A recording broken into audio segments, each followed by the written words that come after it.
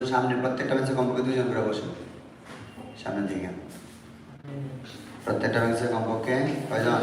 দুইজন।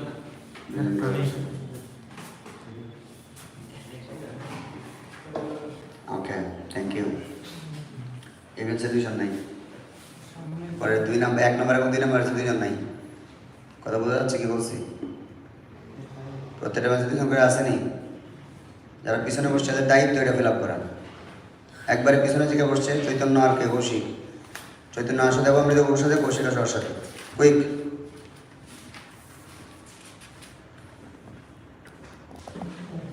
চৈতন্য আসো দেব অমৃত বলছে।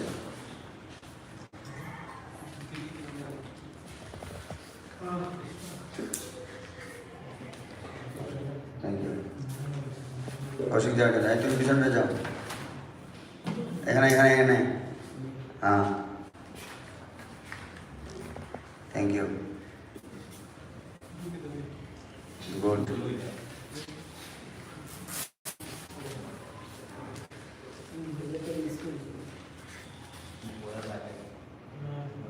রোগের সামনে ওনার সাথে আসো, ওনার বেঞ্চে। আর তুমি এখানে আসো। একা থাকার সুযোগ নাই ভাই, একা থাকতাম না। অত হিসেবে আমার তো সুন্দর লাগে না? সংসারটা সুন্দর লাগে? ওকে। শিল প্রভাত কি?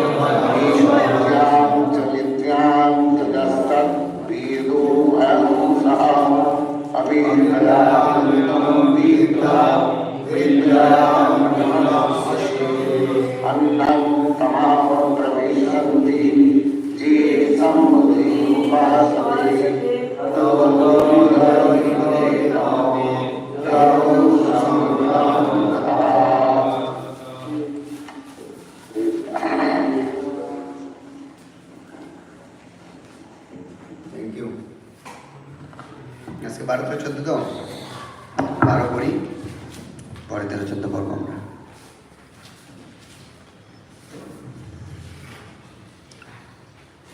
অন্ধম তম প্রবিশন্তি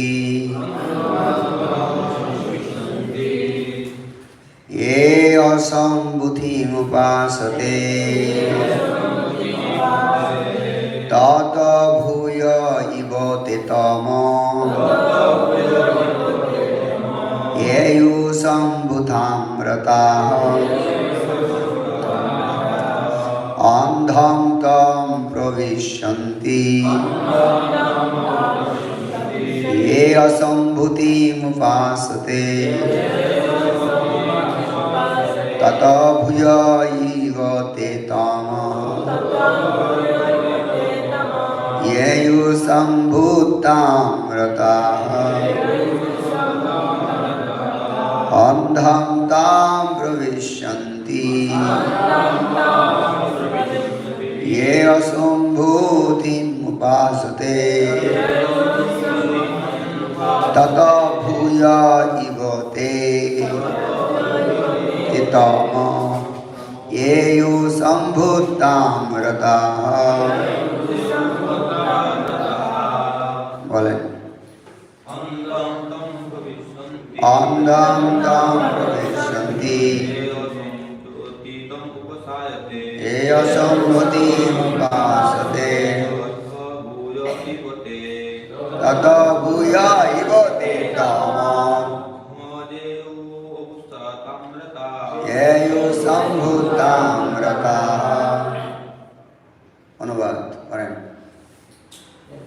দেবতার উপাসনার দ্বারা যারা নিয়োজিত তারা অজ্ঞানতার অন্ধকারতম প্রদেশে প্রবেশ করে, কিন্তু নির্বিশেষ ব্রহ্ম উপাসকগণ আরো অন্ধকারময় লোকে গঠিত। হরে কৃষ্ণ। কেমন আছেন সবাই? আচ্ছা, কারা কারা 1 থেকে 11 নং শ্লোকের বিষয়বস্তু বলতে পারবে? হাত তুলুন। 1 জন, 2 জন, আর কে? তুই হাত তুলছিস নি? 3 জন, 4 জন, 5 জন, 6 জন। তুমি তুলছো না? তুমি তুলছো না? 6 জন। আর কেউ? 6 জন। আর কেউ? আর কে? তুমি তুলছে 6 জন। ওকে, 6 জনের মধ্যে কে ভালো পারবে বলে মনে করে? তুমি মোহন কও। এই মোহনের দিকে ক্যামেরা ঘুরাও। মোহন কও তাড়াতাড়ি, 2 মিনিট সময়। মাইক লাগবে তো? মাইক লাগবে তো?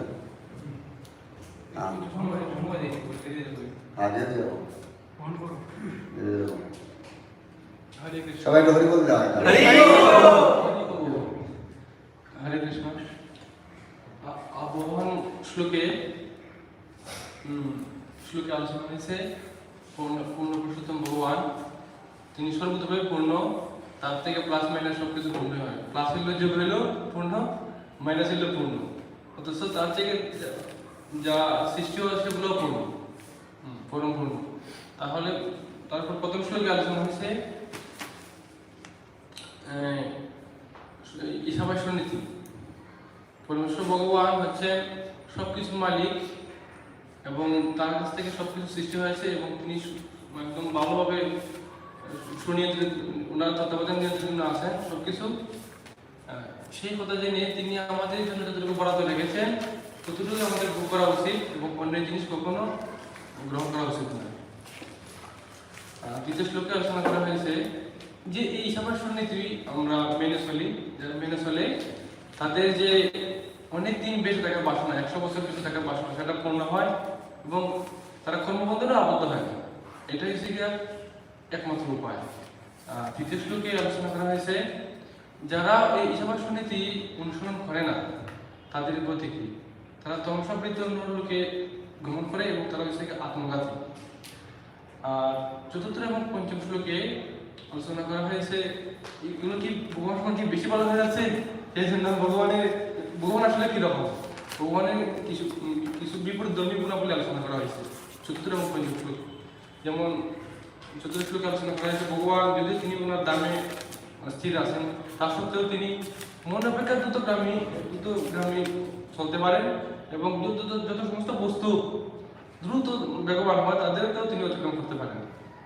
এবং যে ভারী বাতাস এবং এই পানির যে দেবতা তাদের নিয়ন্ত্রণকারী ভগবান, তিনি অন্য সকল বস্তুকে অতিক্রম করে চলেন এক স্থানে স্থিত হওয়া সত্ত্বেও। তারপরে পঞ্চম শ্লোকে আলোচনা করা হয়েছে ভগবান সচল এবং অচল এবং ভিতরে এবং বাহিরে, তারপরে দূরে এবং নিকটে একই সময়ে একদম একই সময়ে এগুলো ভগবানের মধ্যে এই গুণাবলীগুলো প্রতিলিখিত হয়। তারপরে এই সমস্ত গুণাবলীর পরে আলোচনা করা হয়েছে যে এটা খারাপ ভগবানকে জানতে পারে, যে শুদ্ধ ভাগবতমের কিছু ভাগবত ভক্তের শ্লোকে শুদ্ধ ভাগবত ভক্তের যে দৃষ্টিভঙ্গি আলোচনা করা হয়েছে, তিনি ওনার দৃষ্টিভঙ্গি কেমন, তিনি সমস্ত জীবকে আত্মার প্রদর্শন করেন সমস্ত জীবের মধ্যে এবং পরমাত্মা এবং সর্বভূতে তিনি পরমাত্মার উপস্থিতি লক্ষ্য করতে পারেন, সর্বভূতে ভগবানকে দর্শন করেন। এই দর্শন করার ফলে তিনি কোনো বস্তু বা কারোর প্রতি তিনি ঈর্ষান্বিত বা ঘৃণা করেন না।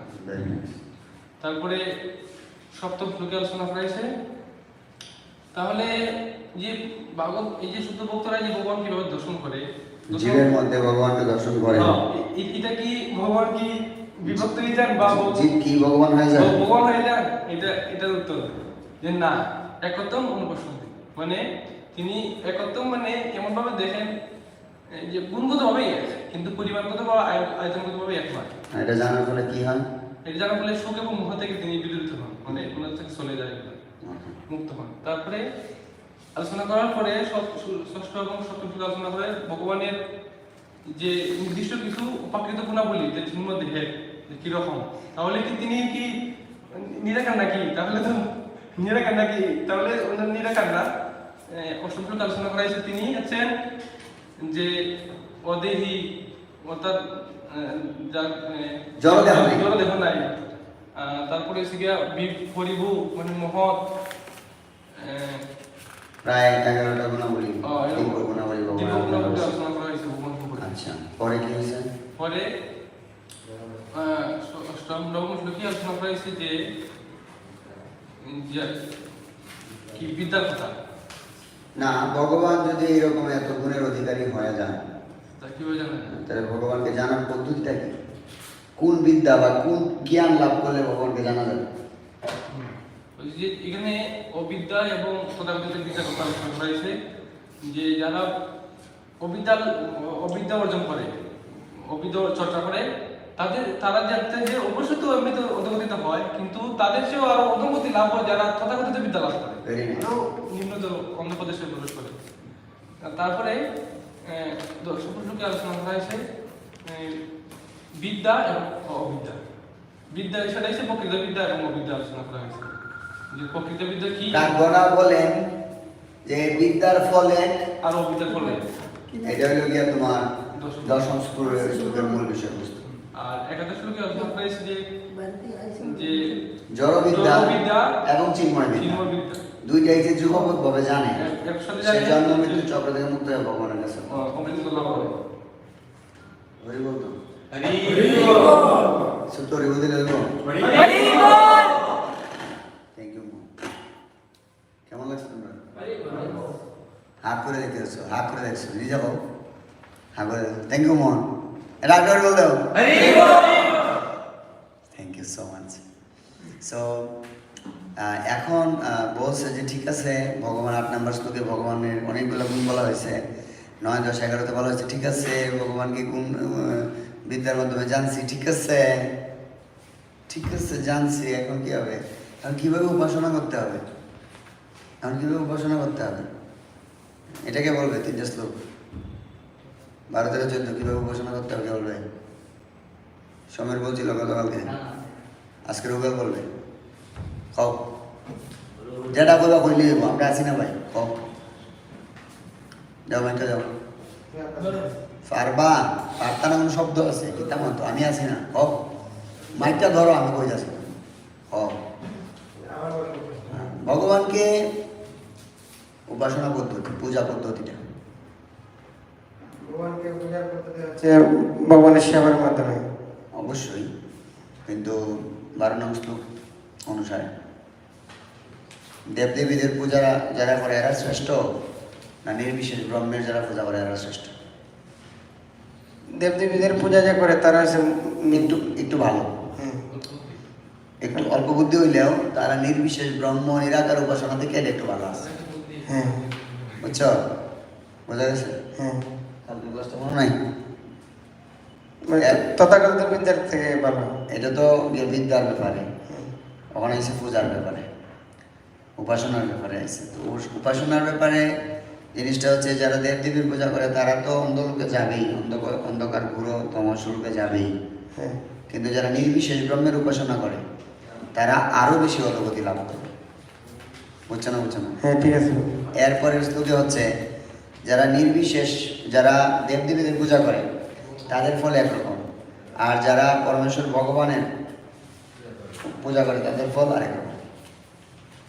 এরপরে আবার কি বলা হয়েছে? 14 নম্বর শ্লোকে বলা হয়েছে যে পরমেশ্বর ভগবান এবং তার নাম আর দেবদেবী, এই জড়জগৎ, এই সব কিছু সম্পর্কে যারা জানে, জানি না যারা ভগবানের উপাসনা করে, তারা হচ্ছে জন্ম মৃত্যুর চক্র থেকে মুক্ত হয়ে ভগবান তাকে ফিরে যাবে। ঠিক আছে না? হ্যাঁ ক্লাস শেষ। জয় রুবেল বাবু কি? Thank you.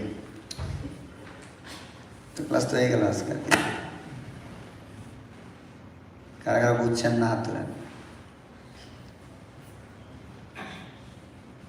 এখন যারা 1 থেকে 14 পর্যন্ত শ্লোকের সামারি হইতে হবে, দেখো ওই ছবিটা রাতের মুঠে হয়েছে না মোটামুটি কৃষ্ণ কৃপায়। 1 থেকে 14 শ্লোক পুরো মুখস্থ হয়ে গেছে, কিন্তু মুখস্থ মানে আইডিয়াটা মুখস্থ হয়ে গেছে, তাই না? দেখো কীভাবে কীভাবে আস্তে আস্তে আস্তে আস্তে আমরা কই গেছে। হ্যাঁ, এখন তো উপাসনা বুদ্ধি হয়ে যাব, 14 পর্যন্ত হয়ে যাবো। এরপরে 15, 16, 17, 18 এই 4 নম্বর শ্লোকে প্রার্থনা করবো ভগবানের, ভগবান তেমন যাওয়ার লেগে হরি বল। কে বলবো 1 থেকে 14 হাত তুলে দেখি, মোহন সারা কে বীর আছে দেখি, আর মোহন সারা কৌশিক বীরের কাছে শুনলে ভালো বলো। ওকে, হ্যাঁ 13, 14, সরি 12, 13, 14, 12, 13, 14 বুঝছিস না?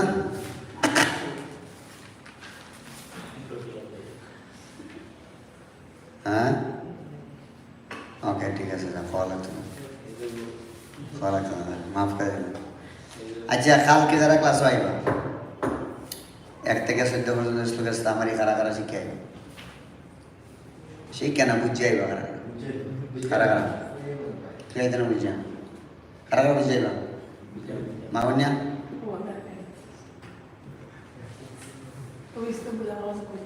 কোনটা? ও মায়া মায়া, ও মায়া, এটা তুই কিতাব এলি, এটা তুই কিতাব এলি, তুই আমার ক্লাস করতেছ, স্যার করে যদি খাওয়াস আমি পারতাম না।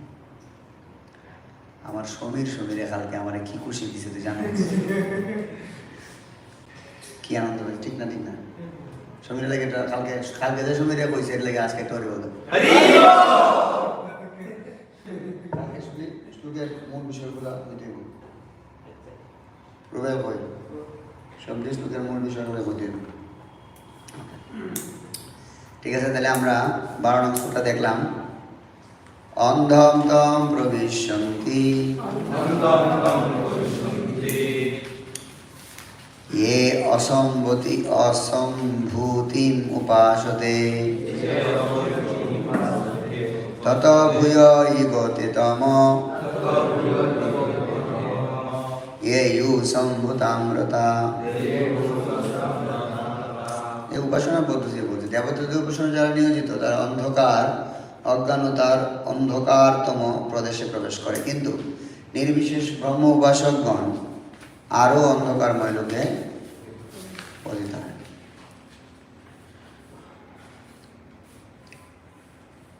ওকে, অন্নাৎ এব আহু সম্ভবা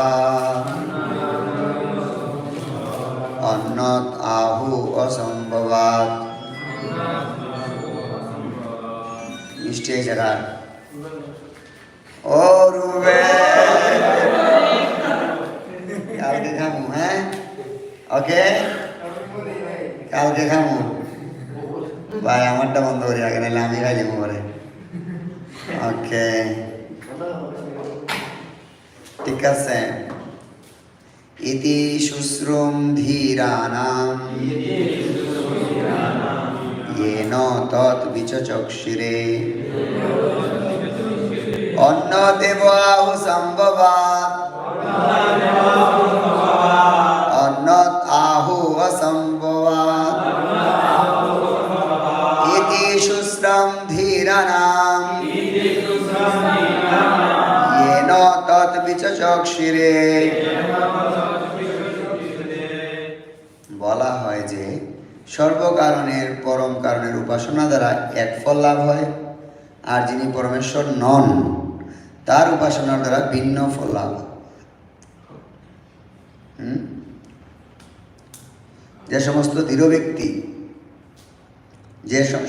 যে সমস্ত দৃঢ় ব্যক্তি সুস্পষ্টভাবে বিশ্লেষণ করেছেন তাদের কাছ থেকে এই বিষয় শোনা যায়। সেম কথাটা 10 নং শ্লোকে বলা হয়েছে। এটা কার? কার? কার? মাগো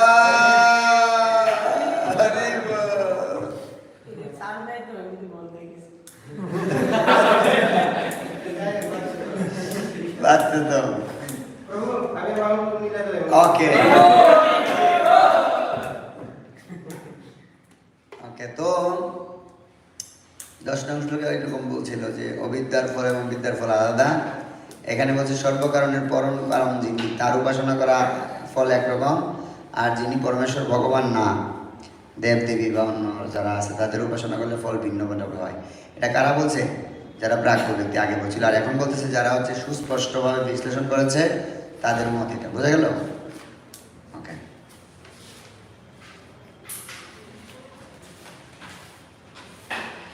সম্ভূতিম চ বিনাশম চ তদ্বেদ উভয়ম সহ বিনাশেন মৃত্যুম তীর্থা সম্ভূতাৎ অমৃতমশ্নুতে। সম্ভূতিম চ বিনাশম চ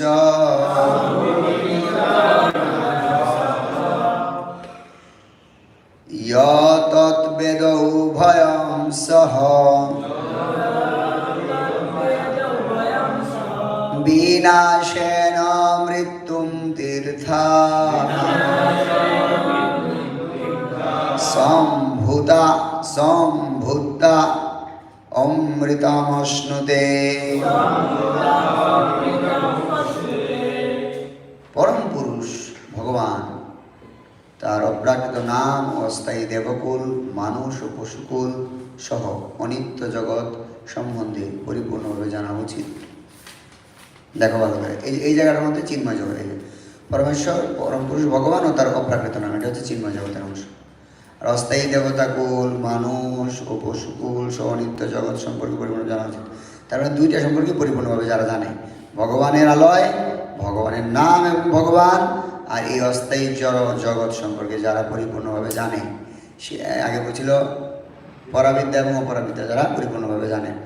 তো তিনি তখন মৃত্যু ও ক্ষণস্থায়ী জড়জগৎ অতিক্রম করেন এবং সনাতন ভগবত ধামে তিনি তার সচিদানন্দময় জীবন উপভোগ করেন। হরিব হরিব। কেমন লাগলো? কেমন লাগলো?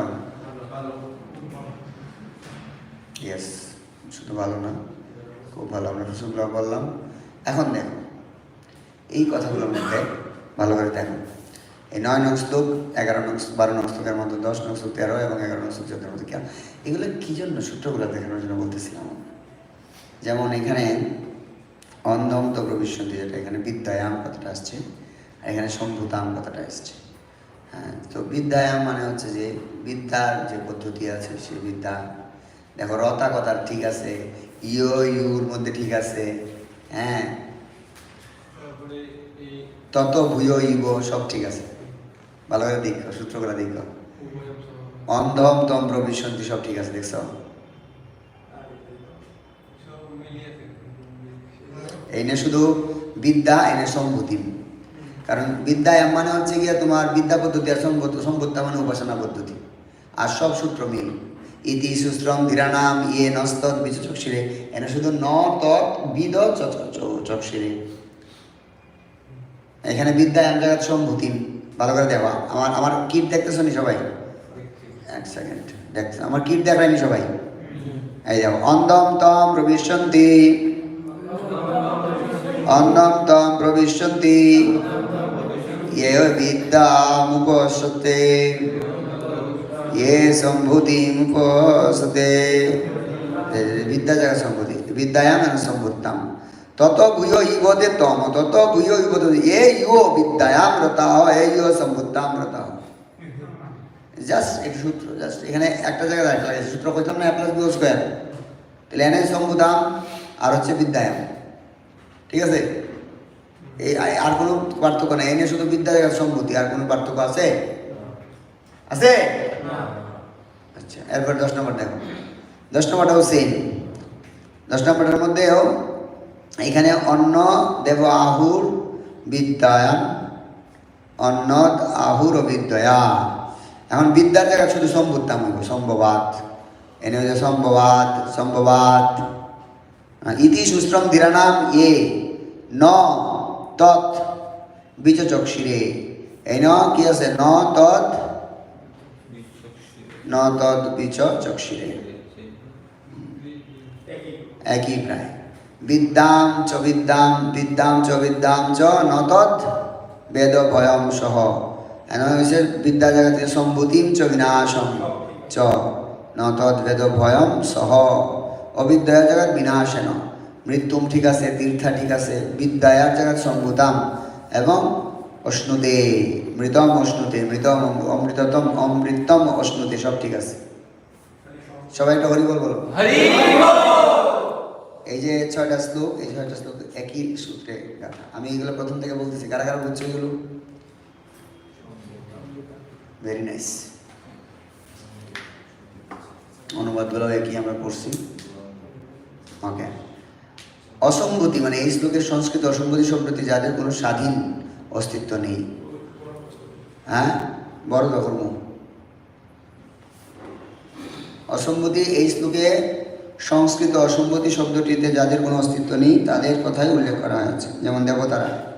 সম্ভূতি পরম স্বতন্ত্র পূর্ণ পরমেশ্বর ভগবানকে বোঝানো হয়েছে। অসম্ভূতি মানে দেবতাদেরকে বোঝা হয়েছে, আর সম্ভূতি মানে ভগবানকে বোঝানো হয়েছে। বোঝা গেল? তো গীতার একটা শ্লোক এখানে বলা হয়েছে, দেবতা বা মহর্ষিরা আমার উৎপত্তি অবগত হতে পারে না, কেননা সর্বতভাবে আমি দেবতা এবং মহর্ষিদের আদি কারণ।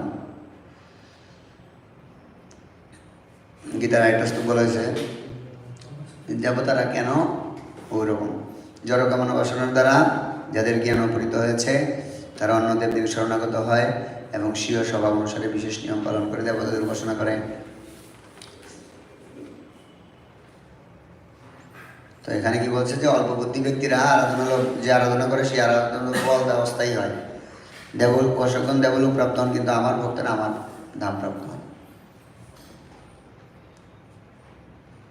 3টি উপায়ে অন্যান্য গ্রহলোকে পৌঁছানো যেতে পারে, মহাকাশ যান, যৌগিক সিদ্ধি এবং দেবতাদের উপাসনা দ্বারা।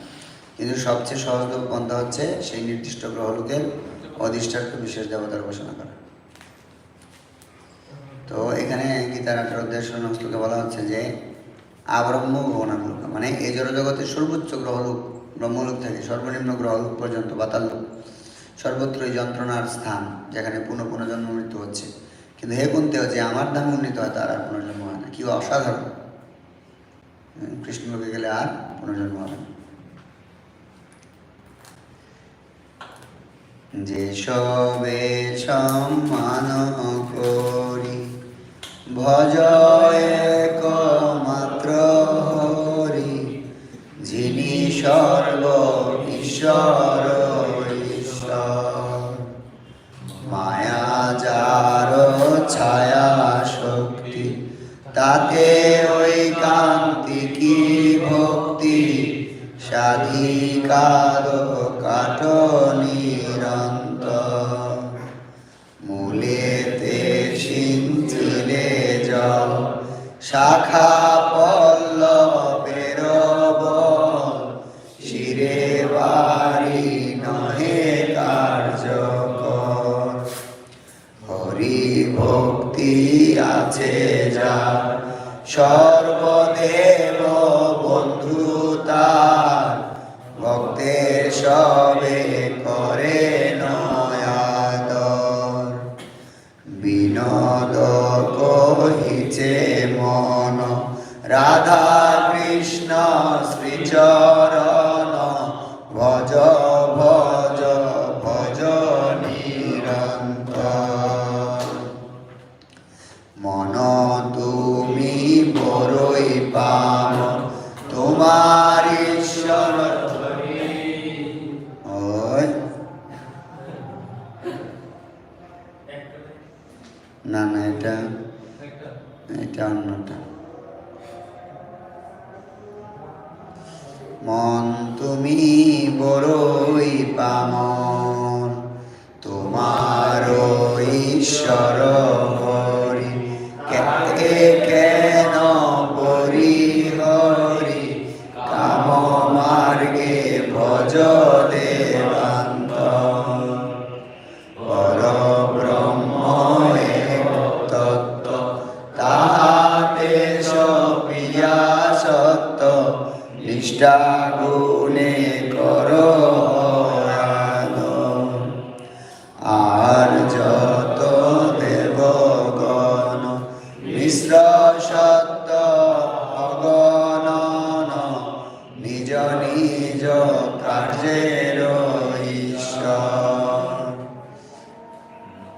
নামৈক শরণ যেই ভক্তি মহাজন একেশ্বরে কৃষ্ণ বোধি ছাড়ে অন্যজন অন্য দেব অন্য শাস্ত্র নিন্দা নাহি করে কৃষ্ণ দাস বলি অন্যে পূজে সমাদরে প্রতিদিন গৃহী ভক্ত নির্মাল্য অর্পণে দেব পিতৃ সর্বজীবে করেন তর্পণে যথাযথা অন্য দেবে করেন দর্শন কৃষ্ণ দাস বলি তারে করেন বন্দন মায়াবাদী গণ যদি বিষ্ণু পূজা করে প্রসাদ নির্মাল্য ভক্ত নাহি লয় ধরে মায়াবাদী হরি নামে অপরাধী হয় তাহার প্রদত্ত পূজা হরি নাহি লয় অন্য দেব নির্মাল্য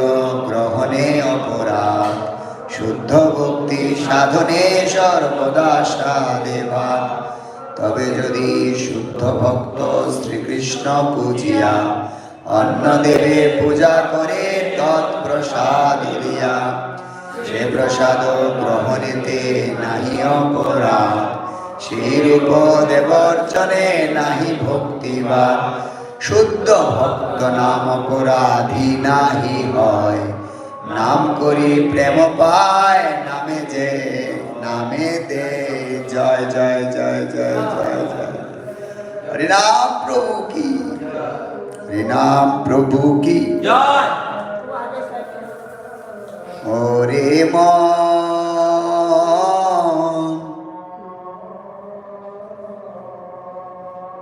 ওকে 1 2 3 4 5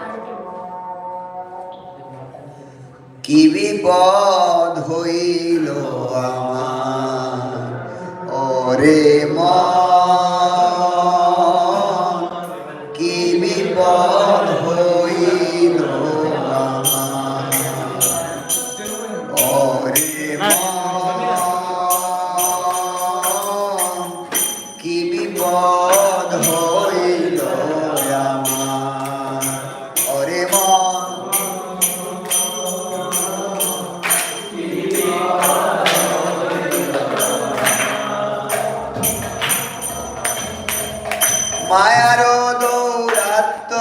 করে বিকার জগরে ধরে তাহা হইতে পাইতে নিস্তার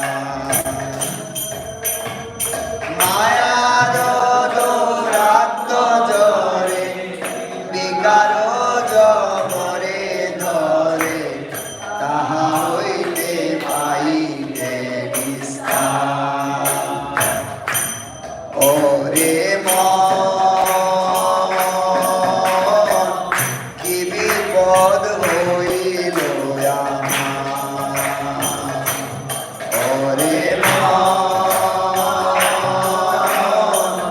কি বিপদ হইল আমার স্বাধীন অদ্বৈতম যাহে মায়া হয় হত স্বাধীন অদ্বৈত মত যাহে মায়া হয় হত বিশ্ব সে বিকার কাটিল বিশ্ব সে বিকার কাটিল কিন্তু এ দুর্ভাগ্য বিকার কাটিল ভুল কিন্তু এ দুর্ভাগ্য বিকার কাটিল বিষের জ্বালায় প্রাণ গেল বিষের জ্বালায় প্রাণ গেল ওরে কি বিপদ হইল ওরে কি বিপদ হইল আমি ব্রহ্ম একমাত্র এ জ্বালায় দহে গাত্র আমি ব্রহ্ম একমাত্র এ জ্বালায় দহে গাত্র ইহার উপায় কি বাধা ইহার উপায় কি বাধা বিকার যে ছিল ভালো ঔষধ জঞ্জাল হলো বিকার যে ছিল ভালো ঔষধ ঔষধ কোথা পাই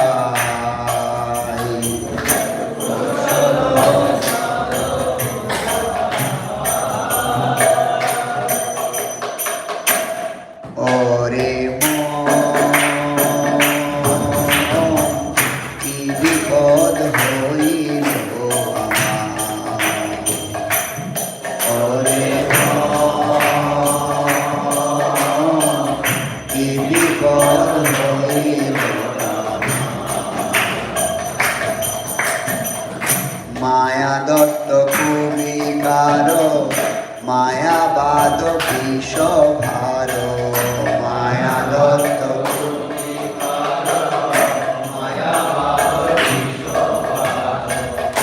এই দুয়া পদ দিবার এই দুয়া পদ দিবার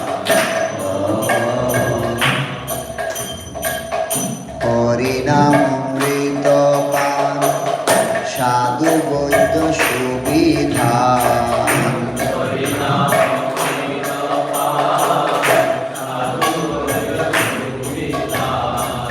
শ্রীকৃষ্ণ চৈতন্য শ্রীচরণ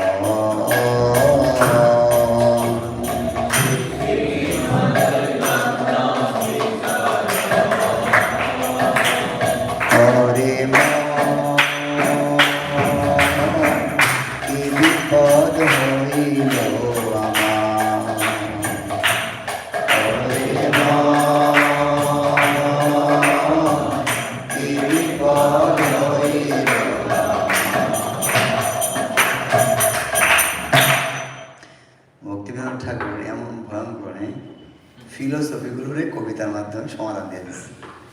মায়ার যে দৌরাত্ম জ্বর, এটা আমাদেরকে জব্দে ধরে, এমনভাবে চাপায় ধরে, কীভাবে নিস্তার হবে? অদ্বৈত মত, এটাও সমস্যা। অদ্বৈত মত মানে ভগবানের সাথে আমরা এক, এটাও তো মায়া, এটাও তো একটা সমস্যা, এটা বিষের মতো, এটা আমাদের দুর্ভাগ্য। এরপরে ব্রহ্ম নিজের আমরা কি মনে করি? ভগবান মনে করি। এইরকম জ্বালায় গা জ্বল্লা যায়। তো বলতেছে আগেরটাই ভালো ছিল, এখন তো আরেকটা জঞ্জাল হইল, তো এগুলা করার ঔষধ কোথায় পাবো? এই জন্য মায়াবাদ, তারপরে হচ্ছে মায়াদত্ত, কুবিকার শব্দটা আমি বুঝতেছি না। মায়া যেগুলা দিচ্ছে এবং মায়াবাদে যেগুলা দিচ্ছে সেগুলো সবগুলাই বিশ্বের মতো, এগুলো সব আপদ। এই আপদগুলা নিবারণ কিভাবে হবে? বলছে না, হরিনামৃত পানে সাধু এবং কবিরাজ বৈদ্য তাদের সুবিধান, তারা যে সমাধান দিয়েছে, বিধান দিয়েছে, সেগুলো মানলে শ্রী চৈতন্য শ্রীচরণ লাভ হবে। হরি বল। কি অবস্থা! জয় ভক্তিবিনোদ ঠাকুর কি। তো দেবতাদের উপাসনা কারা করে? যারা অজ্ঞ, অল্পবুদ্ধি সম্পন্ন, ক্ষণস্থায়ী ফল লাভ করতে চায় এবং শাস্ত্র বিধান অনুসরণ করে। কি শাস্ত্র? বৈদিক কর্মকাণ্ড, বেদের কর্মকাণ্ড। নির্বিশেষ উপাসনা কারা করে? অজ্ঞান অপেক্ষা ভয়ঙ্কর কপট ধার্মিক, যাদের জ্ঞান এবং বৈরাগ্য নাই, শাস্ত্রবিধান যারা লঙ্ঘন করে। জল দেওয়া মানে আর জল আছে, নিজেদের ভগবানের অবতার বল বাহান করে, বিশ্ব ব্রহ্মাণ্ডের গভীরতম অন্ধকার লোকে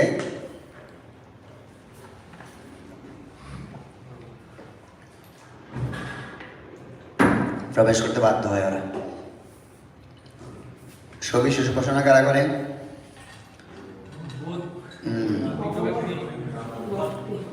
প্রকৃত ধার্মিক, যারা হচ্ছে জ্ঞান এবং বুদ্ধিমান, যাদের বুধ শক্তি আছে, যারা বুদ্ধিমান মানুষ, নিত্য শাশ্বত ফল যারা লাভ করতে চায়।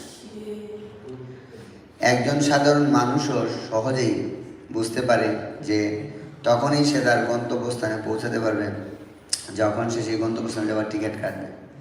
যে ব্যক্তি কলকাতার টিকিট কেটেছে সে কলকাতায় পৌঁছাবে, বোম্বে না। কিন্তু তথাকথিত ক্ষণস্থায়ী গুরুরা প্রচার করে যে কোনো এবং সমস্ত টিকিটেই পরম লক্ষ্যে নিয়ে যেতে পারে। যা প্রভাত কি, যত মত তত পথে এখানে কাইটে গেছে। তো অভক্তেরা রজ তমগুণ দ্বারা নিয়ন্ত্রিত। রজগুণে আচ্ছন্ন ব্যক্তি জাগতিক কামনা বাসনা থেকে অনাসক্ত হতে পারে না। তমগুণে আচ্ছন্ন ব্যক্তি সে কে এবং ভগবান কে এটা জানতে পারে না। এভাবেই ধার্মিক ব্যক্তির ভূমিকায় যতই সে অভিনয় করুক না কেন, রজগুণ এবং তমগুণ সম্পন্ন ব্যক্তি কখনোই আত্ম উপলব্ধি লাভের সুযোগ গ্রহণ করতে পারে না। ভক্তের ক্ষেত্রে কি হয় না, ভগবানের কৃপায় ভগবত ভক্তেরা তম ও রজগুণের দূরীভূত হয়ে যায় এবং ভক্ত সত্যগুণে অধিষ্ঠিত হয়, যা যথার্থ ব্রাহ্মণের লক্ষণ। ততস রজস্তম ভাবা কাম লোভ উদয়চতে। পরে চেত অতৈ অনাবৃতম শীতম সত্যে প্রসিদ্ধি। ভগবানের কৃপায় তারা রজ এবং তমগুণ ঝরে যায় এবং সত্যগুণে তারা অধিষ্ঠিত হয়। এবং কি এখানে বলছে অনেক সুন্দর, ভগবানের কৃপায় ভগবানের শুদ্ধ ভক্তের নির্দেশনায় নিচু কুলে যাদের জন্ম হয়েছে, কিরাত হুনন্দ্র পুলিন্দ পুলকষা আবির শুম্ভা জগনাগসাদয় এ হন্যে চ পাপা যত পাশ্রয়শ্রয়া শুদ্ধন্তি তস্মৈ প্রভ বিষ্ণবে নমঃ। তো ভগবানের শুদ্ধ ভক্তের নির্দেশনায় নিচু করে যাত যে কোনো জীব শুদ্ধ ও পবিত্র হতে পারে, কেননা ভগবান হচ্ছেন অসাধারণ শক্তিমান। পরে নাকি প্রজাতি অনুসারে জীবনকাল বিভিন্ন। এই জড় ব্রহ্মাণ্ডের প্রধান জীব ব্রহ্মা কোটি কোটি বৎসর বেঁচে থাকতে পারে, আবার ক্ষুদ্র জীবাণু বেঁচে থাকতে পারে সামান্য কয়েক ঘন্টা মাত্র, কিন্তু সেটিও গুরুত্বপূর্ণ নয়। কেউই এই জড় জগতে চিরকাল বেঁচে থাকতে পারে না। কোনো বিশেষ অবস্থায় কারো জন্ম বা সৃষ্টি হয়, তারা কিছুকাল অবস্থান করে এবং যদি তার জীবন থাকে তবেও তারা বুদ্ধিমান হয়, জন্মদান করে, ক্রমশ ক্ষয়প্রাপ্ত হয় এবং অবশেষে বিনাশ হয়। এই নিয়ম অনুসারে এমনকি বিভিন্ন ব্রহ্মাণ্ডের ব্রহ্মাগণ আজই হোক বা কালই হোক সকলেরই মৃত্যু অধীন। এই জন্য সমগ্র জড় জগৎকে মৃত্যু লোক বলা হয়, অর্থাৎ যে স্থান মৃত্যু অবসম্ভাবী। এটা কোনো ব্যাপার না, কতদিন আমরা বাঁচতেছি। এক এক ব্যাকটেরিয়া আছে, সূর্য উদয়ে জন্ম হয়, সূর্য অস্তে কি হয়, মারা যায়। কয় ঘন্টা বাঁচে সে? 12 ঘন্টা। এর মধ্যে হ্যাঁ কি করে, পড়াশোনা করে, ভক্তি শাস্ত্রীয় করে, বিয়ে শাদিও করে, দিনে জন্মাইলে কোনো রাত নাই। মানে এর মধ্যে সে সবটা বেরোয়। তো এটা কোনো বড় কথা না, কিন্তু কি করতেছি আমরা, জীবনটা ভগবানের সেবা লাগাই দিচ্ছি কিনা, এটা খুব বড় ব্যাপার। খুব সুন্দর।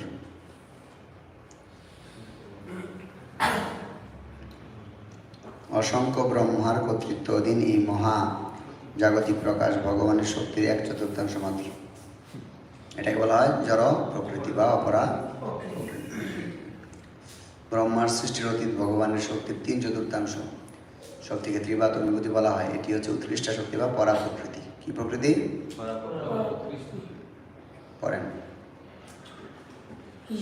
এই মধ্যে ঈশু পরিষদ শিক্ষা দিচ্ছে যে সম্পত্তি মানে কি? ভগবানের, পরমেশ্বর ভগবান। অসম্পত্তি মানে দেবতারা, তাই না? অস্থায়ী প্রকাশ ও বিনাশ, অস্থায়ী জড় প্রকাশ, উভয় সম্বন্ধে নির্ভুলভাবে অবশ্যই জানা কর্তব্য। কেবল অস্থায়ী জড় প্রকাশকে জানার ফলে কোনো কিছুই রক্ষা করতে পারা যায় না, কারণ প্রকৃতির গতিপথে প্রতি মুহূর্তেই ধ্বংস সাধন হচ্ছে। এই জড় জগৎকে শুধু জানলে হবে না, এই জড় জগতে শুধু বিল্ডিং কোম্পানি বানাইলে হবে না। হবে? যারা এই জগৎকে খালি উন্নত করে বিল্ডিং কোম্পানি বাড়ি গাড়ি সব কিছু বানাইতেছে, এই জগৎ কি থাকবে? এই জন্য পরমেশ্বর ভগবান সম্পর্কে জানতে হবে। শুধু একটা জ্ঞান জানলে হবে না, একটা বস্তু একটা জ্ঞান। কত সুন্দর লাগে, কারা বুঝতে পারে এই কথাগুলো, কত আনন্দ হয়। প্রবাদ এই গানগুলো না দিলে কীরকম হইতো আমাদের। একজন ভক্ত এসব জানার পরে কোনোদিনও পড়ালেখা ছাইরা, জব টপ ছাইরা, মালা জব ছাইরা, প্রসাদ পাওয়া ছাইরা খালি এই মাংস খায়া আর ইয়ে খায় বিল্ডিং বানাইতে না। এই জ্ঞান যারা আছে করবে, কথা বোঝা না, খালি মাথা নামে। কি কইছি কব কব কি কইছি? হ্যাঁ,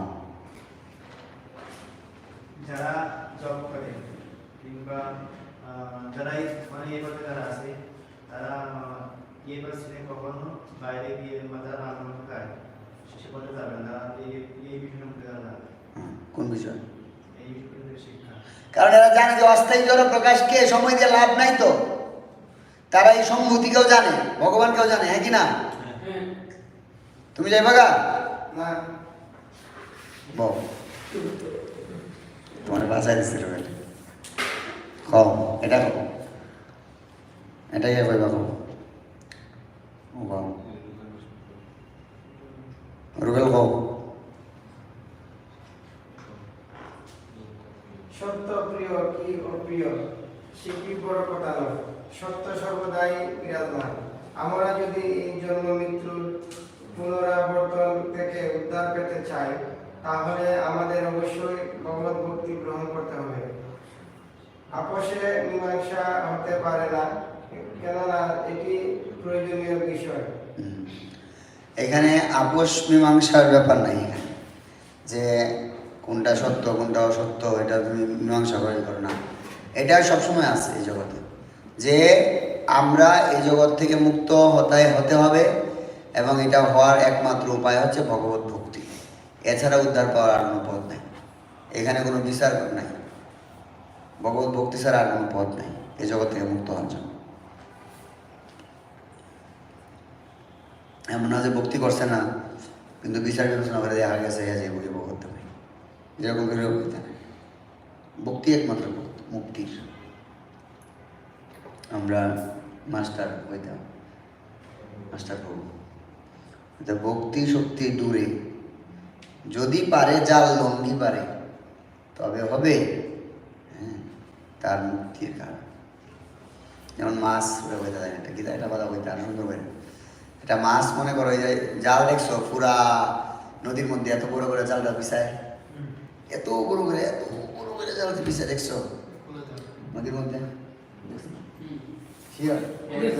কোন দেখো আর আস্তে আস্তে বিষয়ে বিষয়ে বিষয়ে বিষয়ে বিষয়ে বিষয়ে তুলে তুলে তুলে তুলে এই জালের মধ্যে যে পড়ে গেছে এই মাছটা কেমনে তো থেকে বাইরে খালি চোদি চুরে চোখ মুঞ্জে লাফ দে দিয়ে যদি দূরাত গিয়া পড়ে তাহলে একমাত্র গিয়া বাঁচবো না কিনা আমি বাঁচা বলছি তো আমরাও এই যে জন্ম মৃত্যুর চক্রে এমন ভাবে পড়ছি রে ভাই লাভ দেওয়ারও জায়গা নেই রে ভাই এই ভক্তি যদি খালি থাকে তাহলে আসতে খালি নামতে পারবো আর আনলে পারবা তোমার জালটা চিনছো কোন জালটার কথা কইছি ওইটা কোন দেখো হয় হয়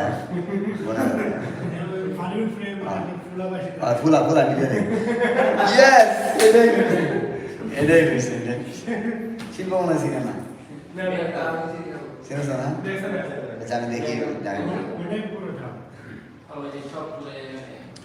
তো এই হচ্ছে মূল কথা আমাদের মানে মূল স্তূপগুলো এটাই তো আমরা প্রকৃতপক্ষে অনেক ভাগ্যবান যে আমরা শিল প্রভুপাদের কৃপায় এত সুন্দর বুঝতে পারছি গুণা যান না দুইটা জাল আছে, একটা আছে বেড় জাল, একটা হলো কোনি জাল। বের যান বেড় জাল থেকে লাভ যাওয়া যায়, কিন্তু কোনি জাল নিচে বললে আর লাভের সঙ্গে নেই। এটা লাভ দিলে ওই দিতে পারতাম যে প্রথম এই দিন না রে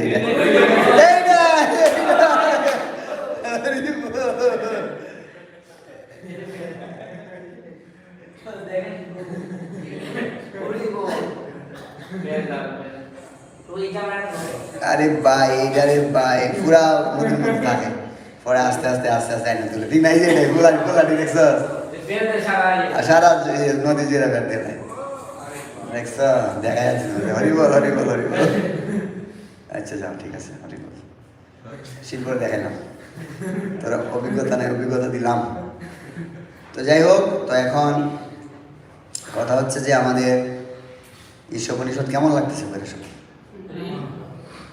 কেমন লাগতেছে ভালো লাগতেছে না তোমরা মনে হয় কষ্ট হইতেছে না নি পরীক্ষার একটু কষ্ট হয় কষ্ট হয়নি বাদ দিলে দেয়নি শেষ হয়ে গেছে না তো সম্পত্তি আর অসম্পত্তি কথার অর্থ বুঝছো তো সবাই নাকি কালকে একটা প্রশ্ন আইব সম্পত্তি এবং অসম্পত্তি ব্যাখ্যা করো 2 নম্বরে সম্পত্তি বইতে হলে 1 আর অসম্পত্তি বইতে হলে 2 সম্পত্তি হলো পরমেশ্বর ভগবান অসম্পত্তি হলো দেবতা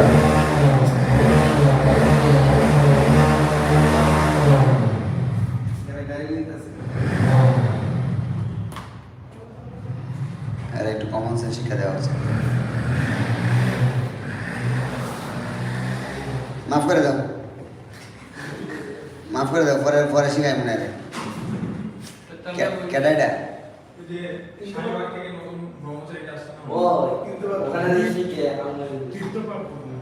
তীর্থপাদ আর মহাপাদি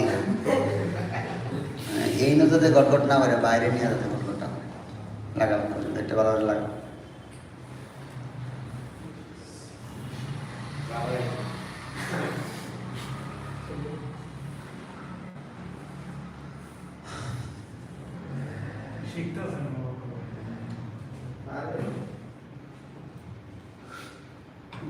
যাই হোক মানে আমরা সবগুলো মোটামুটি আজকে আলোচনা করছি এই বিষয়গুলো তোমরা পাই নাই কালকে তোমরা ছোটো একটা পরীক্ষা দিলাই ভাই এরপরে 15, 16, 17, 18 কালকে ক্লাস শেষ হিসেবে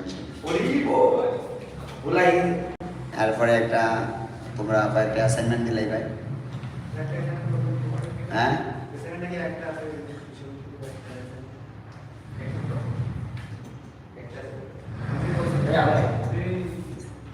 একটা না অ্যাসাইনমেন্ট তো অনেকগুলোই আছে মৌখিক প্রেজেন্টেশন এবং মৌখিক একটা প্রেজেন্টেশন থাকবে পুরো এটার উপরে সবার দিলে ভালো একটা প্রেজেন্টেশন তো দিতেই হবে সবাই 20 মিনিটের একটা প্রেজেন্টেশন দিবে সবগুলো টপিক আলাদা করে